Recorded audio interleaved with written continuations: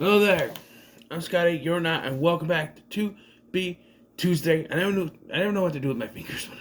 Tubi. Well, a while back, last year sometime, I covered a Saw ripoff called "Are You Scared?" and its sequel. That wasn't really a sequel, but an unrelated movie that Lionsgate got a hold of and called it that. I'm gonna every single way. And so I wanted to do more Saw ripoffs during this. There's a couple. I wanted to do more ripoffs, period, but there's a couple more Saw ripoffs. This one and there's one more, I think. Yeah. Quite interestingly, a friend of mine, many moons ago, around when this came out on DVD, wanted me to watch this with him. So hey, it's like Saw. I never got around to it. We never got around to watching it. Never did. So, but yeah, this is a Saw ripoff. 9 Dead is what it's called. Some covers have the 9 words, all people, bodies, dead, and then the word dead, or some just say it 9 dead, the word 9.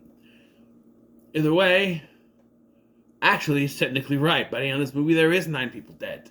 I didn't think of that. I was like, it's not right. But actually, technically is, by the end of this movie, 9 people are dead.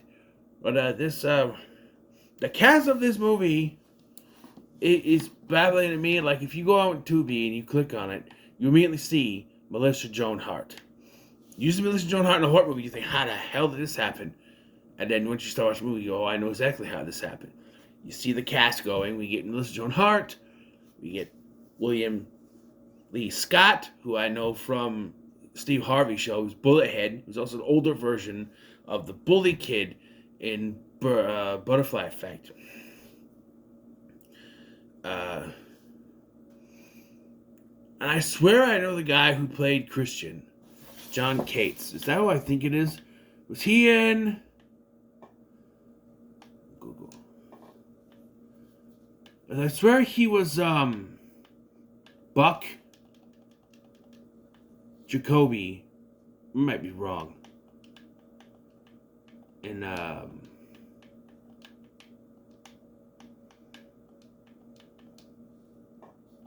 John Cates actor.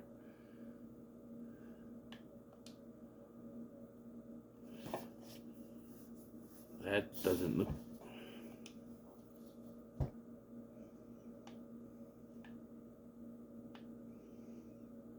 General Hospital. I think I spelled it wrong. Because it's.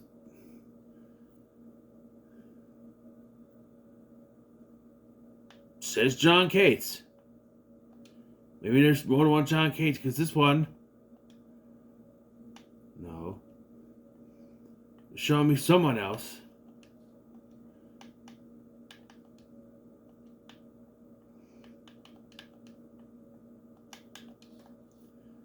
Nine Dead. John Cates, actor. No, for 9 Dead. And then it's showing me Coogan. That's just a trailer.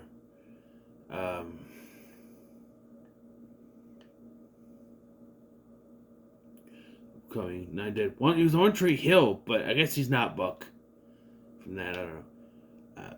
But so I just no.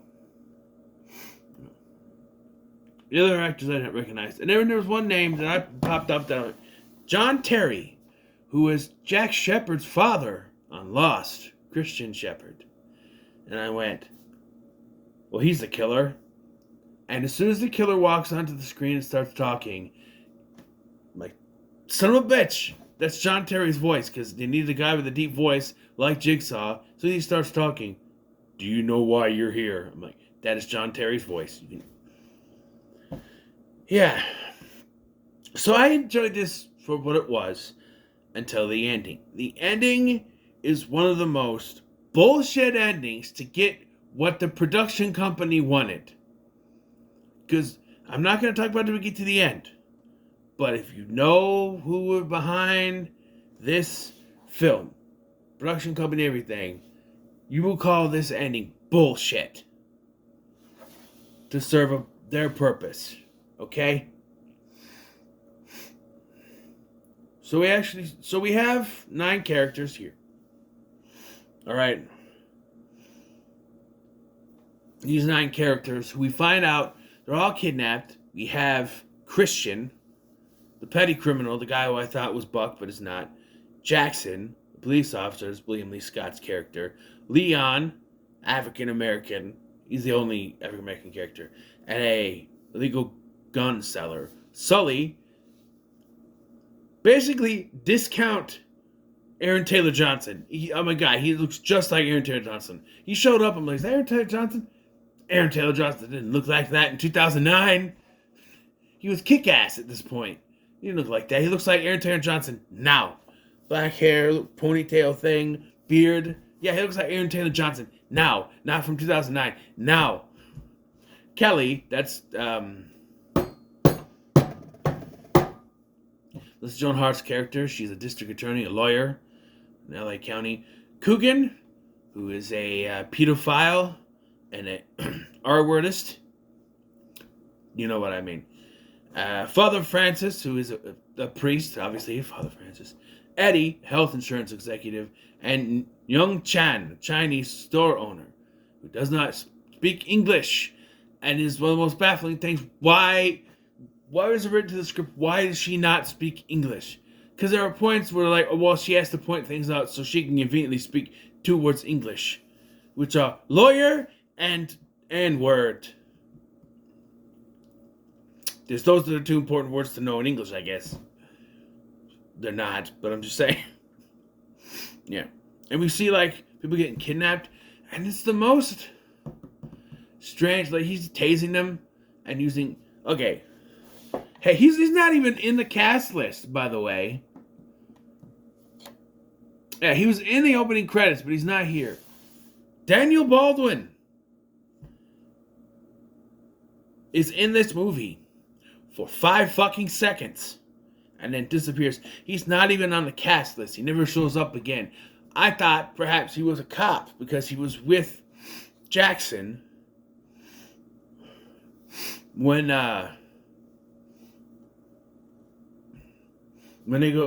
he gets kidnapped. They use a flashbang and it disorients them and he kidnaps Jackson. This dude's extremely lucky he's able to get the best of people because, I'm sorry, Leon or Sully could kick his ass. It's John Terry. He's not that big, right? But, yeah. No, he's not even credited here. We don't see him again. At the end of the film, he's like, the cops are. I'm like, that's where Danny Baldwin's going to come rushing in. No, we don't see him ever again. At all. What was the point of him being credited for a 5-second appearance? I don't even think he gets a line. No. So they're all kidnapped and set up in this room. And it becomes apparent that we're not just ripping off Saw. This is the plot of Saw 5. Especially when he gets to the convoluted reason why all this stuff is happening. They're all connected and need to find out why they're all connected. And that is what's going on. So you know that's what's going to be as convoluted as it becomes to incorporate everyone. At least this movie tries to incorporate everyone. Saw 5 does too. But I'm just saying there's some movies, like Final Destination 2, where they come to the realization that they were all connected because they were distracted or something by a death from someone from Flight 180 after the fact. But we never learned from why Nora, the kid, and the rich dude, the lottery winner, how they were connected. They didn't even bother to try to connect those two. Where here, they made sure, even after a character dies, every single person is connected, and that's when it gets convoluted. This, and this, and this. Also, all of them are connected. And it gets so convoluted. Does I had to figure out a way. Right away, when he goes to kidnap Coogan, they show him in a diner. I'm like, this guy just has sleazeball written all over him. They knew what they were doing when they casted this guy. then as he's walking, I'm like, is he supposed to be gay? The way he's walking, I'm not trying to judge. Spoiler alert. Kinda.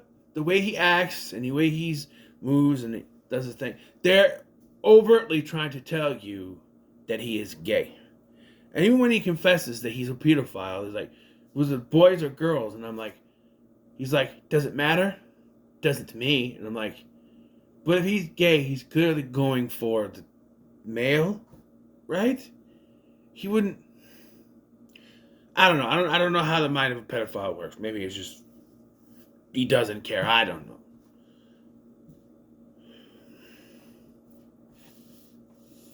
I don't want to know. I don't want to know how a mind of a pedophile works. I don't. I really don't.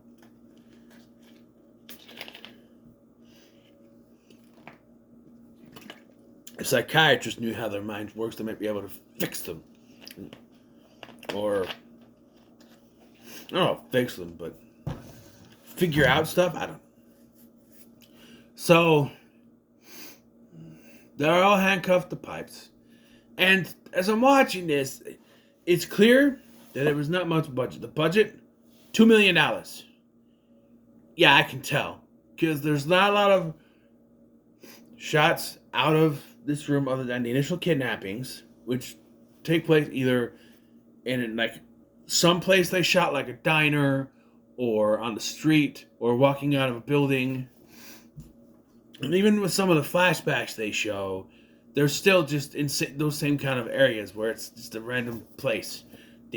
Wherever they could shoot, apparently, is what it feels like. Right? So they're all handcuffed to this. And the man with the weird mask, it's such a weird, it's a black mask over John Terry's face.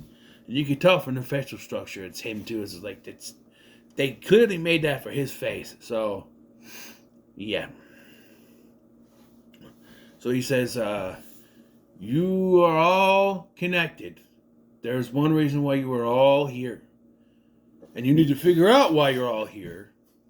And tell me why you're all here. And once you do, I will let you go. I will leave the room for 10 minutes. And I will come back and I will ask you why you are here. You do not tell me, one of you will die. And there will be another 10 minutes. And I will keep repeating until you have figured it out. Or until you are all dead.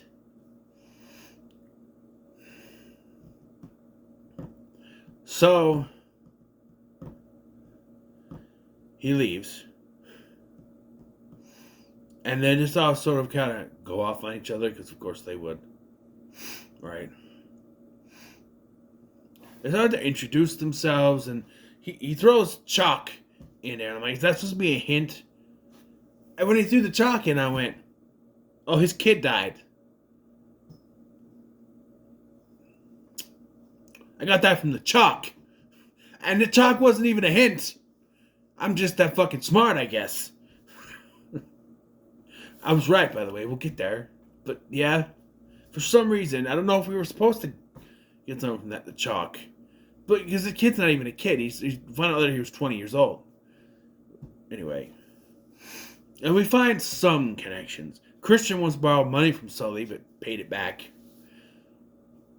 Coogan, of course, mentions he basically relishes the fact that he's a pedophile and an art artist.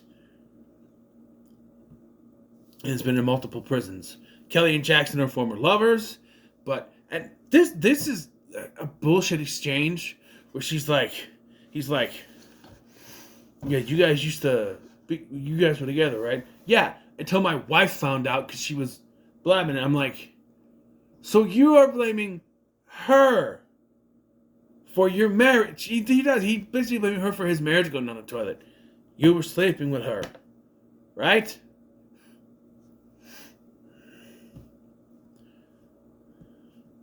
And so at one point, one of them's like, you know what? I bet when the timer's done, the guy will come in, he'll grab the guy, he'll put him out there, and he'll just shoot at the sky to make us think he killed him.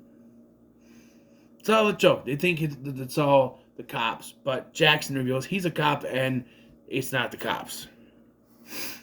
Could still be the FBI, though. Or Internal Affairs acting on their own merits. Just because you're a cop and say it's not doesn't mean it's not other cops. Just saying. And this is where I think my head starts to scratch. So the killer comes in and he shoots Christian. And I went, what? Clearly the pedophile should have been the first one that died. Because after we find out he's a pedophile and a R-wordist, not racist, the other R-wordist, assault of the sexual variety. Once you learn that that's who this guy is, you want him fucking dead. But he's like the fourth person that dies. Right? The third, fourth person that dies, whatever.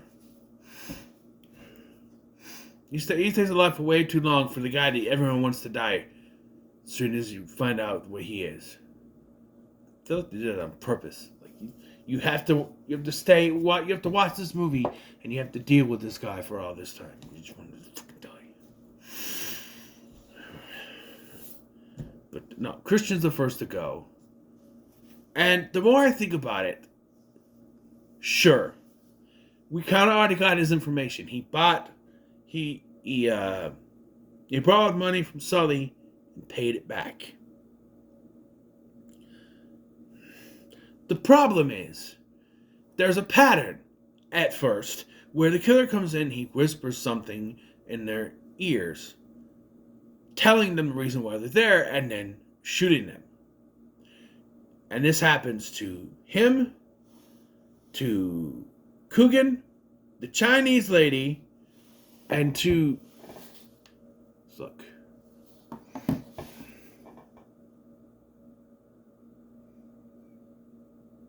Yeah. After he gives up on telling them after a while. Neither of the first two, be it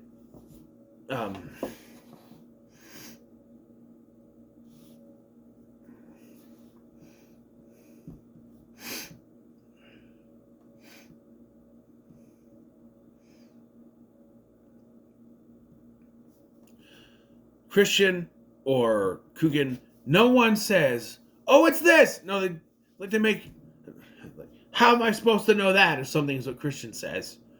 And then Coogan's later is, "Well, that's a good reason." Fucker, what is the good reason? Like, no, they can't say what it is because the characters need to figure out for themselves. Then why have them whisper it? I understand it's the motive of the killer. I'm going to let you know what you did before I kill you. But he abandons this. Halfway through this, he just, fuck it. I'm just going to kill people now. Right?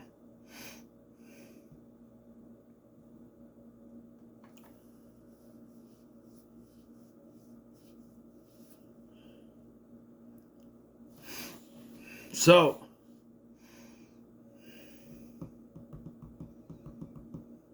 after he leaves, Leon looks at Sully and says, "Hey, you're a big guy. I want you to stomp on my hand and break it. I'm going to wiggle out of here, and I'm going to get the fuck out of here." So they do that, and instead of helping him, say, "You know what, fuck you, I'm out." And I'm just like, okay, so have Sully stand on someone else's hand. Break your hand. Any one of you motherfuckers could break your own hand. Just find a way to do it. Just bash it against the pole. But no, he gets out, and instead of running free, he decides, "I'm going to confront this guy with his own gun." And the guy's like, "Well, that gun, I put one bullet in each time before I go in. This one has 6. So, there's no bullets because I didn't put it in yet." So he's, "Oh shit," and runs off. He gets shot 2 times, but does not die. This could be, no, he does not die. He gets hung, he gets dragged back in, and re-handcuffed. So him getting out was fucking pointless. Then he comes in, and he goes to Coogan. He whispers at Coogan's ear, "Oh, that's a good reason." And then Coogan goes off on him, and he says, "Are you sure you want to You might want to move me away so there's no blood splatter, or people might die before you get a chance to kill them. Okay, I understand why he says this. We find out later. But it still makes no fucking sense in the context of what we find out. Because it's not how that works, but we'll get there. So he shoots him. And he says, I was doing this randomly, but you're next. To Leon. Okay. So now is where you start revealing things. Mrs. Chan recognizes Kelly as the lawyer who helped her after her store was robbed 2 years earlier. And they start to put together there's the connections between them and a robber named Wade Greeley. When the shooter returns, they try to tell him, but he's like, you need the whole story. Bullshit, you said you need to figure out why they're all here. They're here because of something that happened to Wade Greeley. Nope, you gotta know the entire fucking convoluted story. So he shoots Leon. But it becomes clear that Father Francis knows more than he's telling. There's that. He's like, what was told to me was told in confidence. Okay, so look, I think I've mentioned this in the Scream 6 review with the shrink in that movie, when Sam tells him what she did the previous year, and he's like, I should call the police. I'm like, isn't that like against doctor-patient confidentiality thing?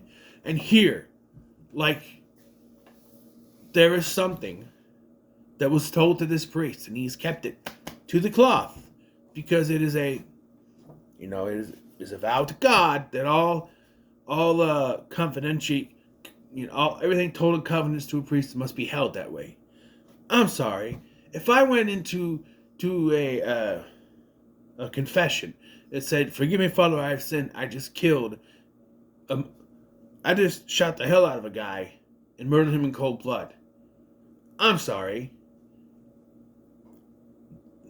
I think my faith would be kind of torn, because if I was the priest, put it this way, if I was the priest and someone came in and told me I just shot the hell out of this motherfucker and I'm confessing to you, I'd be like, Lord, I know I'm doing your bidding, and I am not supposed to share what was said to me in confidence. But if I do not tell the police, I'll be doing an injustice by not putting this man behind bars. So by disobeying you, I am doing more good in this world. So I would go to the fucking police. I'm sorry. Now, he didn't say he killed anyone. We find out that it was actually Christian who went to Father Francis, confessed to him that he robbed the Mrs. Chan's grocery store. And we find out later also he did it to pay off Sully. And Mrs. Chan mistakenly identified Greeley as the robber, and Kelly prosecuted him. There's way so much more to this yet. We're not done yet. The shooter comes back, and they tell about what they know, and he still says, it's not enough. You need everything, even though they fucking know why they're all here. You need to know why everyone is here. It's so convoluted. It's just so that this movie can go on for an hour and a half. And now he's done whispering to people, I guess because they know more now, right? So they don't need to anymore. But there's still more secrets to be revealed, right? I don't know. He tries to kill Eddie because he says Eddie was the next one. Father Francis jumps in the way and gets killed.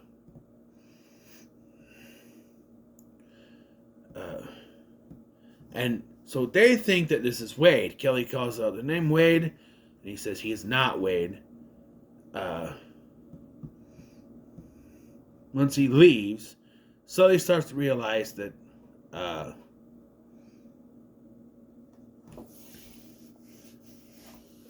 more of the connection. That He realizes that before Christian robbed Mrs. Chan's store, he didn't have a gun. So he must have bought one off of Leon, which is his connection. The shooter then comes back and targets Mrs. Chan. Instead of whispering the reason to her, he didn't whisper anything to Eddie or to the priest, but okay.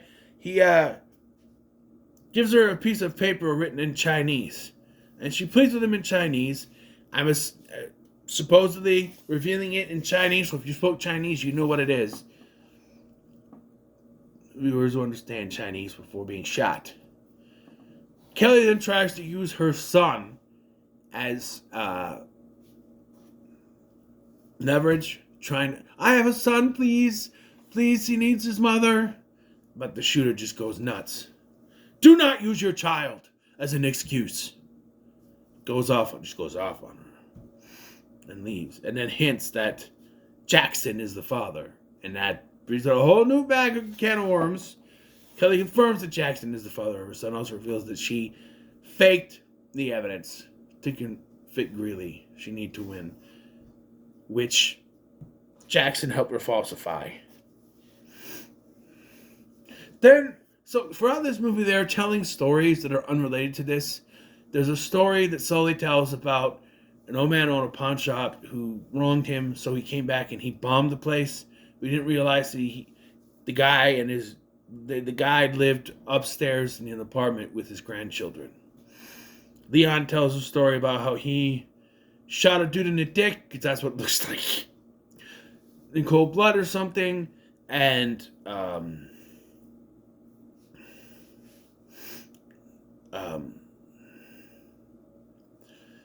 and Kelly tells a story of how she was kidnapped, attacked, R-worded, and then beat the shit out of the guy to death. Yeah. Eddie realizes that she swept it under the rug when the guy's body was found. Eddie realizes the shooter must be Greeley's father, trying to get revenge. Then they start to figure out what happened. They realize that the kid, because they're trying to find a connection between Eddie and Coogan. Those are the last two connections. What if it wasn't before he went to jail? What about after he went to prison?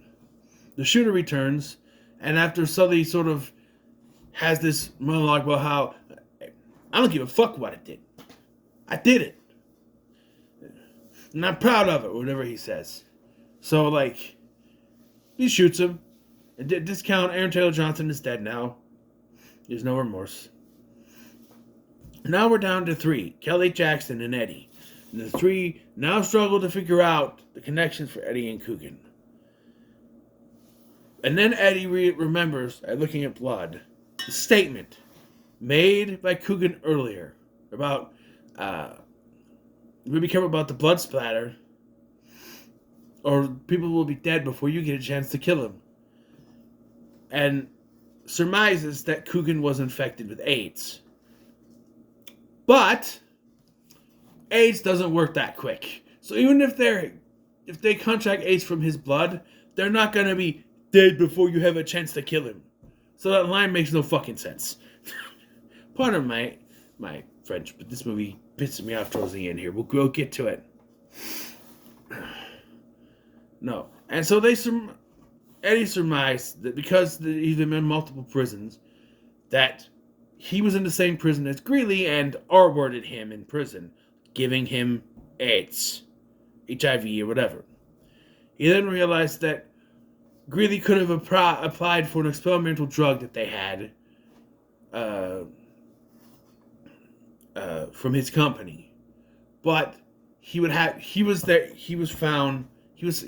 a guy who, this is basically now Saw 6, Eastman 6, which wasn't out yet, by the way. It came out that same year, which is interesting.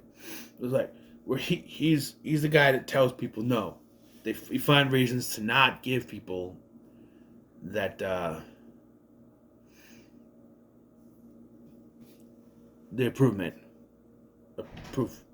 to not approve people. I'm trying to figure out how it works.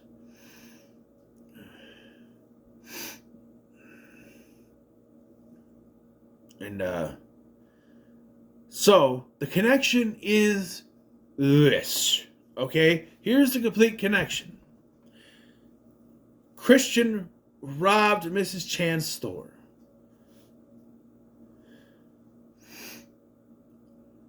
No. Christian borrowed money from Sully, but went to prison before he could pay it.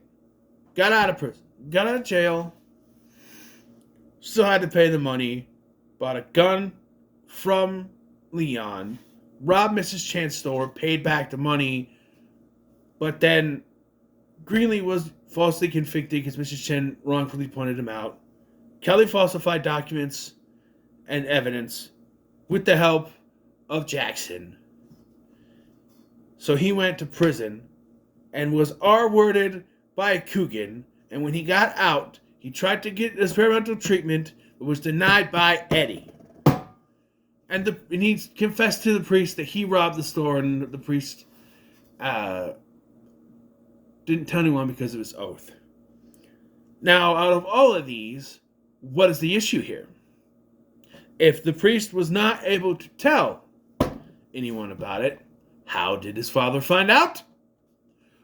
The only thing I think of is that on his deathbed, he said, oh, by the way, I told the priest that I robbed the place.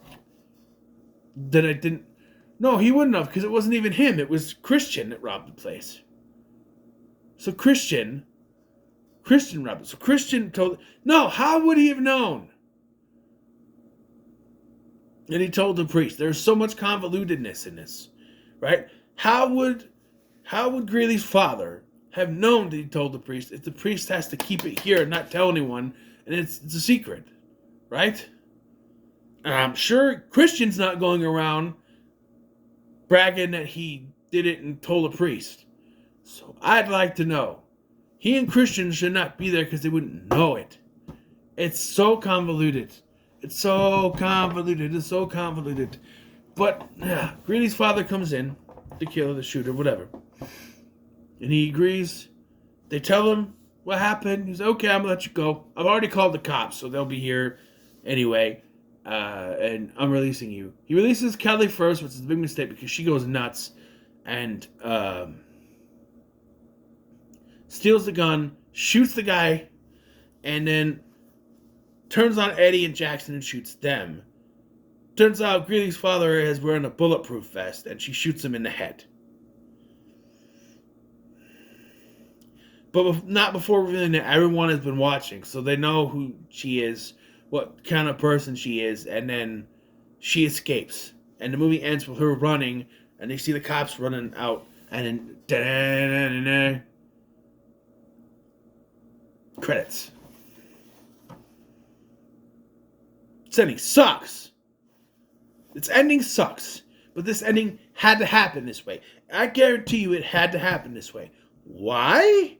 Well, if we do a little research, hell, if you start this movie, you are met with a very familiar production logo, which is not on here. Heartbreak Productions, a production company owned and ran by Paula Hart, who is Melissa Joan Hart's mother. This production company also produces Sabrina the Teenage Witch, and I'm assuming other projects with her. And after watching this movie and seeing this ending, I guarantee you, they went to the New Lines, they went to start this movie. And she went to the writers, Paula Hart or someone said, we're going to do this movie. My daughter's going to star in it. And I don't care what you do with any other character, but my daughter needs to be the one survivor of this movie. And so this whole workaround, it feels like a workaround for this. Because yes, we find out she's not a good person. But her twist heel turn at the end, killing everyone to protect her secret, doesn't feel in line with the character. Like, the Wikipedia article says that her true nature is revealed. Who the real Kelly Murphy is. Okay, so what we learned from this, she falsified documents because she was losing cases and needed one win. She was sleeping with Jackson and got impregnated by him and didn't tell him. But they know each other and have worked together, and he somehow didn't surmise that the kid she got pregnant with was his. Also, she killed a rapist.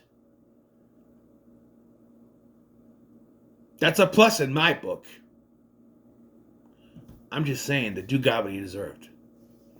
Sure, she covered up evidence, but to be honest, if they did find her, oh, you killed, he raped me,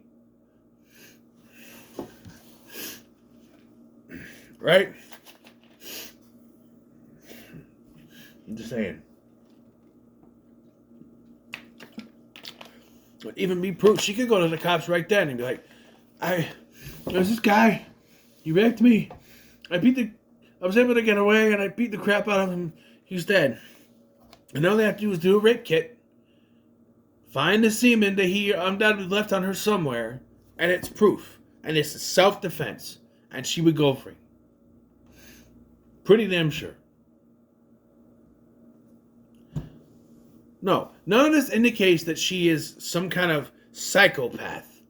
Yet her heel turn dictates that she is. Killing Jackson and Eddie for no reason other than Melissa Joan Hart has to be the only survivor of this movie.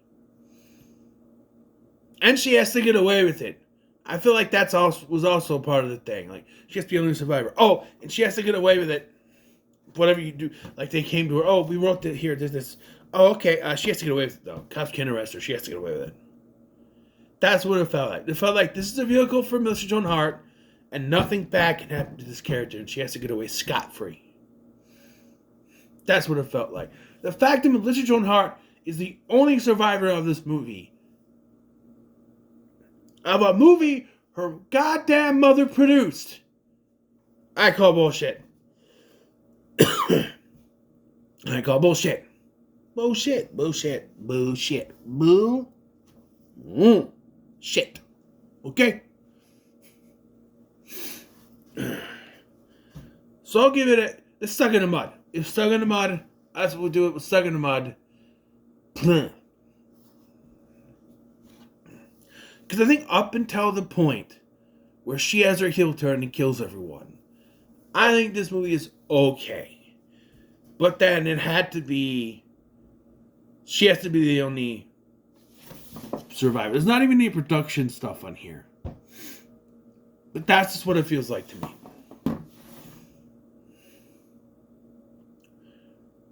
Yeah. So, what are your thoughts on 9 Dead? Thumbs up, like, share, and subscribe. Thank you for watching. I'm Sky, and I'll see you in the next one.